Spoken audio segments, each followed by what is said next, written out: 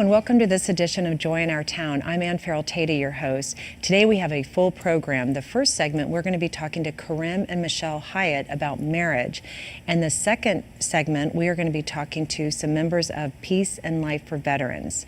But first off, I'd like to welcome Karim and Michelle Hyatt. And Karim is an author, and he's written a book, Staying Married, Becoming One Flesh. Welcome to the program. Thank you so much for being here today. Thanks for having us. So we're going to be talking about marriage. So let's start with your marriage. Can you tell us a little bit about your marriage and how you came to write this book? Sure. I've been married to this beautiful woman for 14 years, going on 15. And our journey has been so interesting and at the same time so beautiful. And it's a lifelong journey. That's the way we take it. So we went into this marriage with the mindset of commitment. I met Michelle in New York about, I would say, 20 years at least. Forever, before we got married. And it's funny that how we were put together intentionally because we actually met about 6 months before we actually met again. Right. So that's how we actually came together. And the journey that we went through so far and the experiences that we have faced drove me to write the book on staying married, becoming one flesh. Well, that's interesting that immediately, early on in your marriage, when you decided to come together, you made a decision that you were going to be committed. Because Yes. I think, can you talk about it? A lot of people, I think they don't even really realize what they're getting into because they get caught up in the wedding. Right. Yeah. And, it's funny, when I looking back now, how much time and energy and effort we put in that one day. Mm-hmm. And then we had no idea that the same time, energy, and effort needed to be put into the marriage. But there was no one to kind of walk us through. Everyone, mom, dad, friends, family, they were, I'll do this. But then when we started hitting rocky times, which every marriage, good marriage, will hit from time to time, we had no idea who to call. Right. We had no idea what to do.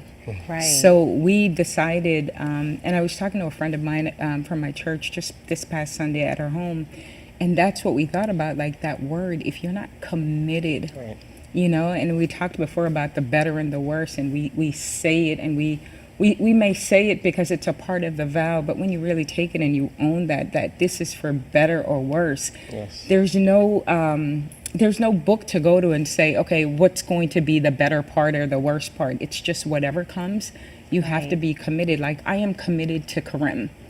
And whatever comes, the in-betweens, I have no idea what that's going to be. Right. I can't see tomorrow. But all I know is that I'm committed to him, I'm committed to this marriage, and whatever it takes to get us through to the next time or the next season in our lives, then that's what I'm committed to. It's not about just a wedding and pretty dress and I hate dresses, first of all. And, but I had to wear it, so it's just like if you're in a marriage, you might not sometimes love might not want to take the garbage out. Right. Or love might not want to cook or do whatever, we think we need to do in a marriage. But because of that commitment, you do it and you do it for the other person. So, that's how I know that once you're committed to him, I'll do what it takes to get us through. And if he's committed to me in this marriage, that we're committed to do whatever it takes to kind of get us through things. Right. So. Well, and you talk about people that they do hit rocky times. Why do you think couples are reluctant to go and try to get help? They might complain about it with a friend, a girlfriend, or a guy friend, but why do they not go and try to get help? I would say it's a matter of a big part of it is pride. They don't want others to know and be real to get the help that they need. So they hold back because of pride. They're afraid to, speak about the reality of the problems. But we all have problems. So, we need someone to come alongside us, and a lot of people are reluctant to do that. Yeah. Well, in your experience, what are some of the sort of the top issues that are affecting marriages that make them start to have trouble? I mean, for he and I, one issue, there was one time when we were both without jobs. That's And stressful. Yeah. Stress. That would be It's- stressful if you're single. That's you know, right. and then- That's right. And you know, we have a son, Tyler. He's now 11, but we had no jobs, and it's when you've never faced that before, and people might say, "Oh, I'll pray for you," or you know, "I hope you find a job," or whatever. You know, it's that every single day, that grind, that what you have to go through about not having money. And couples fight about money a lot. People are ashamed to go and say, "I am broke," because they want to. This is what people like. You guys look so great Yeah, together. you do go together. Right, but they have no idea what's going on the Right. inside. Right. And Yeah. that's what people would like to present every single time, but that doesn't mean that's the situation that it is. Right. So I think pride, like my husband said, and I think shame, you don't want to expose what's really going on, but that's really the only way to get help. If you expose it, and it doesn't mean going to every person that you know and go, "Listen, we're having problems," but like for us, we have a couple right now in our church where they've come alongside us as a mentor, and it's not Are they counseling older? per se. Yeah, they are older. They've been married forever, Right. and you know, they're pretty much really like he and I. I'm a little bit more outgoing, and my husband's a little bit more reserved. Yeah. And but they're so true to what they believe in, and that's what they impart on us. And at any point, if we're having a little struggling, we just can't seem to get through it, we can go and say, "Hey, do you have a minute?" Now, how did you find them? Did they find you, or did you find them? Because We- that's key too. Well, right? I think we made it a part of our lives that, look, we're not going to sit. This is not what it's meant for. Right. If you were having an issue, just like if you're sick, you'd go to the doctor. Right. Right. So if we're having a little bit of a sickness in our marriage, you know, hey, let's go. What do you think? Like my husband said to me, "Do you think you want to go see so and so and go talk?" I'm like, "Okay." Yeah. And there was a time when we were having struggles like any other married couple, and we did refuse, if that's a Yeah. lack of a You better were word, reluctant. Yeah. You were maybe reluctant, reluctant. Yeah. to get someone to come alongside us. But I think it reached a point where you have to be real Yeah. and know that you're going to have struggles. Yeah. You're going to have trials, but there's beauty to come in the Absolutely. marriage if you get someone else to come alongside who has been experienced in that Right. area or has going through years of Marriage. experience in marriage, and iron sharpens iron, Right. pretty Absolutely. much. So Well, and be intentional about picking the right couple, The right? right- Someone With that's- wisdom. that- With yes, wisdom. Yeah. exactly. Yes. Yeah. So now you guys have a passion for helping marriages, right? So can you talk a little Yes. bit about some of the work you do with other couples? Sure. We host what we call a life group that is for married couples to encourage them to stay married, and it's where we get together in a small intimate setting and share struggles and share the beauty that we're going through. We share both the hard times and Absolutely. the great times, and we just encourage each other and come into more specific things that we're struggling with and be real and open with each other. And it has been so great, and every one of us we're growing in our marriages and encourage each couple. Right. Now, talk a little bit about, you mentioned role models, but, a lot of people come into marriage without a good role model in their own family because there's so much divorce. Right. Maybe they didn't see what a good, healthy marriage is. And is that something they can learn to become a good husband or wife? Yeah, I think, especially for me, there were no marriages for me to model. My husband's grandparents was his model. Yeah. So he had an idea of what it looked like. Right. And my idea was what I saw on television Oh, or yeah. magazines. So you had to learn I had to what it looks learn. like. To be married, learn how to be a wife, learn what my expectations are. And it's not even about fitting. It's about that suitable partnership. It's about being that suitable person. Because if I'm looking for him to be a suitable person, but I don't know what my suitable role is Yeah. in a marriage, so that needs to be established. And I think sometimes, it's, again, for me, it was television. Yeah. I had no idea what coming home to parents who were married, what that looked like. So my household, so it was a broken household. That doesn't mean it was broken down, but it wasn't what I was getting to be prepared to go into in a marriage. Right. So I had no idea. So, I think when you get together with other couples, like my husband says, iron sharpen iron. Yeah. You become that teachable spirit, and they learn, and you Yeah. learn as well. Right. So, Exactly. Well, and even think about, boy brain versus girl brain. I mean, Right, you right. process things differently. Differently. Like, can you talk a little bit Absolutely. about, how you encourage people to, maybe a girl didn't grow up with brothers, so she's not Right. used to being around guys. She doesn't know how the Right. boy brain works. Right, What do you right. say to those couples? Again, it's having an accountability partner. A guy, I personally have a men's group also where we, talk about struggles in our marriage, and we would get real with each other also. And same for the wives, they could have a group of women who they could get encouragement from and share stuff that they're struggling with, and that helps to enhance their Right. person that they are, and with wisdom, of course. Right. And that's a great way, I think, of helping to grow in yourself in the marriage. And when you mentioned about the girl brain, boy brain, I'm a total tomboy. Yeah. So I grew up with brothers So it's playing. easier probably for you. That part of the marriage, you were okay. So I play basketball. I do all the yeah. stuff that guys do, but I'm still a girl. Yeah. So I enjoy things that girl. I love shopping. I love whatever. But again, it's all about, like, if my husband. I think I have a word where I used to say whatever. Yeah. For everything. Girls love that word, by the way. Girls love that word. I know and you can't he stereotype, but- can't stand that. So every time I would go, whatever, it would really make him. Oh. So now 'Cause I it's have to not learn whatever. because it's not whatever.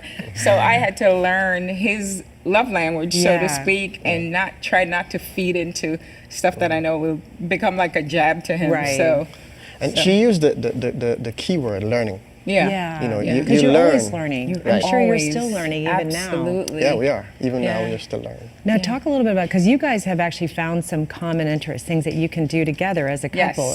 Right. How did that come about? Well, we fish. Yeah, we love fishing. I actually came into the marriage not fishing, not Oh, okay. loving. Not that I didn't love it, but I didn't even do it when I was younger. But Michelle is a fisher person since she was young. But She my taught you thing- to fish? She taught me to fish. Oh, okay, that's impressive. Yeah. You're like a guy's dream. That you fish, you play basketball. But I adapted to what she loves. Yeah. And it became a partnership. And I you, get did you to love find it. you liked it, or did you I love find it. that? I love it. It actually is our therapy. Whenever Yeah, we go yeah, through it hard is. times, we Yeah. sit and fish and we talk about our issues and we, Yeah. come together as one Yeah. flesh. Yeah. And as soon as he finds out that I was right and he was wrong, we wrap it Oh up. No, yeah, I'm kidding. exactly. There you I'm go. kidding. Okay, so just we only have a few minutes left. Okay. But your book, "Staying Married: Becoming One Flesh," can you just tell a little bit about what it's about and also how people could get that? Sure. It's an encouragement for people who are already married to stay married. And I use the word That's a stay. good premise. Yeah. Yes. The word stay because it's a growing process and it's a journey. Absolutely. But also for people who are preparing for marriage, to give them insights on, what it's going to take, the reality of coming into the marriage with the wrong expectation as opposed to the right expectation. Absolutely. To, share with them that, you're going to have hard times, Right. but you're also going to have great times. times. But in the hard times, that's where the real love comes out. Yeah. So it's pretty much a book of encouragement to staying married. And people can get it. Is it on? Do you have a website or Yes. is it on Amazon? It's on Amazon, but it's also the website www.jesus-ready.org. Okay, great. Well, thank you so much. Y'all are a beautiful Thank couple, you. Thank you. and we just really appreciate your being authentic and transparent about your own Absolutely. marriage. So Thank thank you you. so much. We have been joined by Karim and Michelle Hyatt. We've been talking about marriage, and we hope you'll stay tuned because we're going to switch gears a little bit and talk about peace and life for veterans. Thank you so much. Stay with us. Thank you so much for being here. That was perfect. Thank you.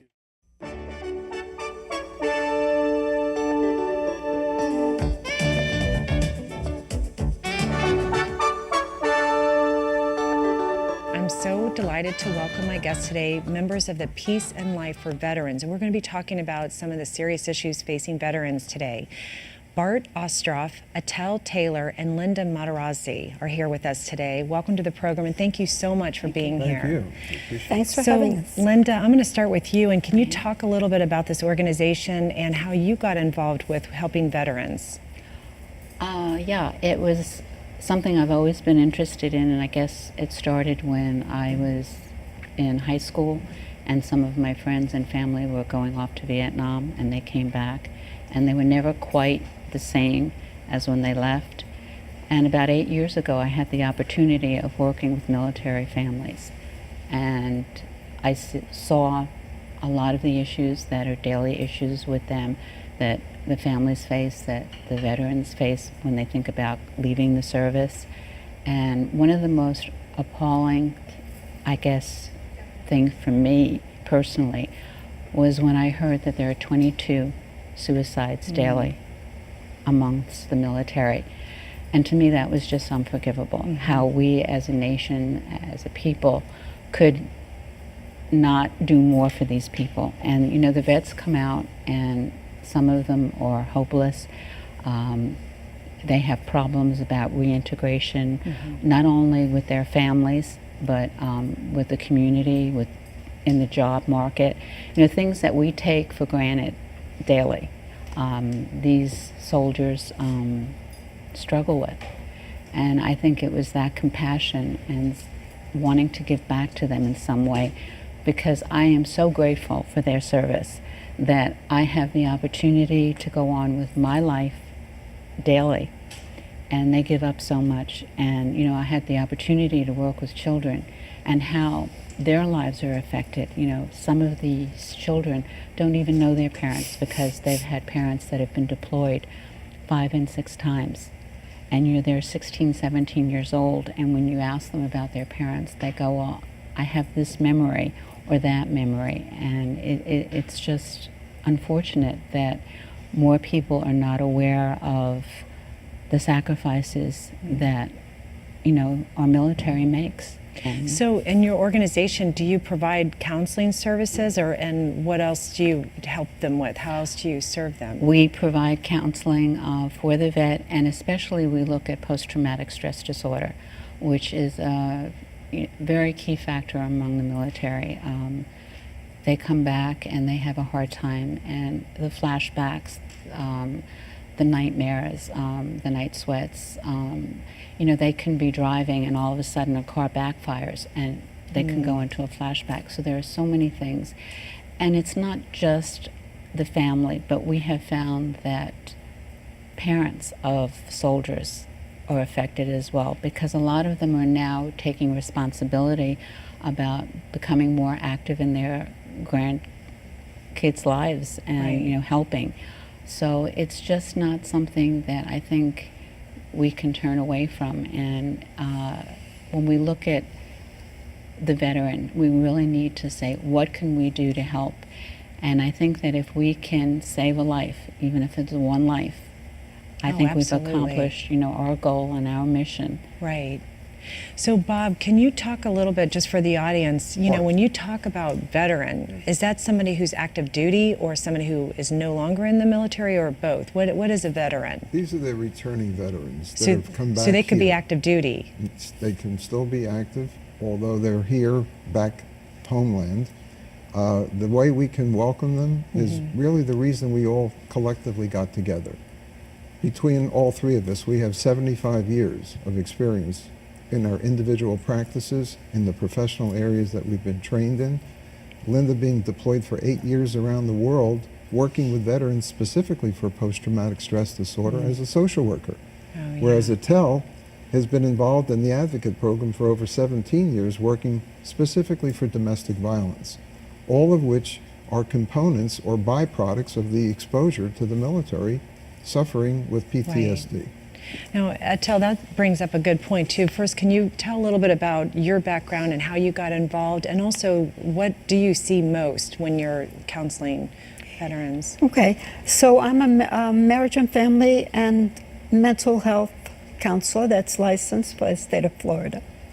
I spent 17 years running a program for domestic violence, and I have seen a whole lot of things that You would think that these people have been on the battlefield. Most of them were not war veterans, but they still had issues similar to the veterans. So I would get calls from a lot of families that said, I'm scared. You know, I don't know what's going to set him off. Right. And so the family, especially the children, walked on eggs because they never knew what would trigger the Right. reaction. And the reaction is very similar to what the veterans are going through. And so what they did, since they wanted to have control, that made them feel powerful, and so they would control the family. And for children especially, you know, imagine coming home not knowing Right. if there's going to be cheers flying or, you know, Right. what's going on. So these people also decided that they would self-medicate, and they would use drugs or alcohol or both. Right. Then they created another problem. They had addictions. And Right. so Just complicating everything. yeah, so when you don't want to face the issues, because, you know, Right. we all have this thing called denial, maybe it'll go away, you know, Yeah. if I don't talk about it, it'll go, but it just gets worse. Well, So- have they found that statistically speaking, the incidence of domestic abuse or alcoholism is higher among veterans versus the regular population? Of course, because imagine what they went through. Right. Can you imagine seeing your friends killed, body parts flying? You know? Well, and it seems, and correct me if I'm wrong, but it seems to me even the term PTSD is more of a newer term. Like they didn't. I remember a long time ago they called it shell shocked, or they didn't even have a name for it. Is that sort of a new? I mean, they're probably learning more about it all the time, identifying what's actually going on. Well, actually, it's been around since the First and Second World War with the identical diagnosis. It used to be called, as you said, battle fatigue or Battle shell shock. fatigue, right? And So it's all the same the identical thing. diagnosis if you track it back to the First and Second World War. Right. All we've done is given it a different buzzword, PTSD. But there does seem to be a heightened awareness now, and also it seems, and correct me again if I'm wrong, but there's not as much shame associated with it. You know, are they more willing to get help? When you say more willing, I think that the veterans that I have seen, it's some are very open about their issues and their problems, and there's still a majority. And I find that more men will come forward than women. Is that newer? Have that? It's just among the population that I worked with, Yeah. both in the United States and abroad. More men seem to be more open about their issues and what was affecting them as far as PTSD. And I was very surprised because I was running a group, and in the group there were a group of men that were the spouses. And usually, you know, we always think of, you know, females being the spouses that are left Right. behind. But we had about 5 or 6 men, and they talked about their fears and what they felt and how it affected them. That, you know, here they are, they're supposed to be, you know, the man, if you want to consider that, or of the house, and provide. And meanwhile, they couldn't protect their wives because they were, you know, in Afghanistan or Iraq. And a lot of the issues that they brought up, we never thought of. Right. And it was nice that they could share and Oh, come right. forward. And we also, you know, we really want to use our training and our knowledge with military culture, because building a rapport with the vets is so important. Right. Because it's a matter of trust. And if they have to explain everything about the military to a therapist, Yeah. it loses. Right. So we've, you know, any therapists that come aboard, we will have a training program where they will have, I'm not saying that they have to know everything about the military, Right. but they need to have a basic information. Right. That's so smart. That's got to be really helpful, because then they also feel like they're speaking the same language. Right. And then that probably makes them feel more understood. We found that actually the veterans themselves, once they can identify with their own peers, Yeah. are incredible as That's- far as yeah. training the veterans with an additional set of armamentarium or skills, because vets relate to vets better than therapists, Right. more so. Well, we're actually already almost about out of time, but can you offer encouragement? Like for people, somebody who's listening, who's experienced some of this and is feeling hopeless, offer them that there is help and they can get better and they can get past this. I think that, you know, there is hope. They have to reach out, and I think that's the first step in any kind of, you know, help, that you have to really be willing to take that first step. And I know it's scary, because it's scary whenever we have anything. But I think that the more they're aware of our organization and the people that can really help them, and the fact that it's just not for the vet themselves, but it's for the entire family, whether it's the spouse or the children or the parents, I think will have a tremendous impact. That's good. Just to add one little note to that, shame and guilt have a lot to do with it. And Right. overcoming the shame and guilt can only be effective if there's a willingness on the part of the veteran. We're there for the veteran. Under peaceandlifeforveterans.org, it'll answer any questions. Well, and I'm glad you said that, and they'll put that your website up for people who want to get help. I just want to But- add to the language, the military language. We have rapport. Oh, And when you have rapport, rapport, that's- it opens up all kinds of possibilities and trust. Well, Attell, thank you so much, and Bob and Linda, thank you so much for being here.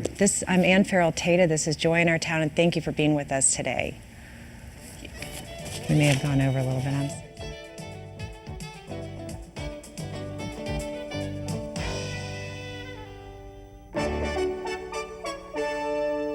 This program has been sponsored by the Trinity Broadcasting Network and made possible by your telethon dollars. Your continual support can keep Joy in Our Town brought to your home every day. So write Joy in Our Town, P.O. Box A, Santa Ana, California, 92711. The views and opinions expressed on this program do not necessarily reflect those of this station or the Trinity Broadcasting Network.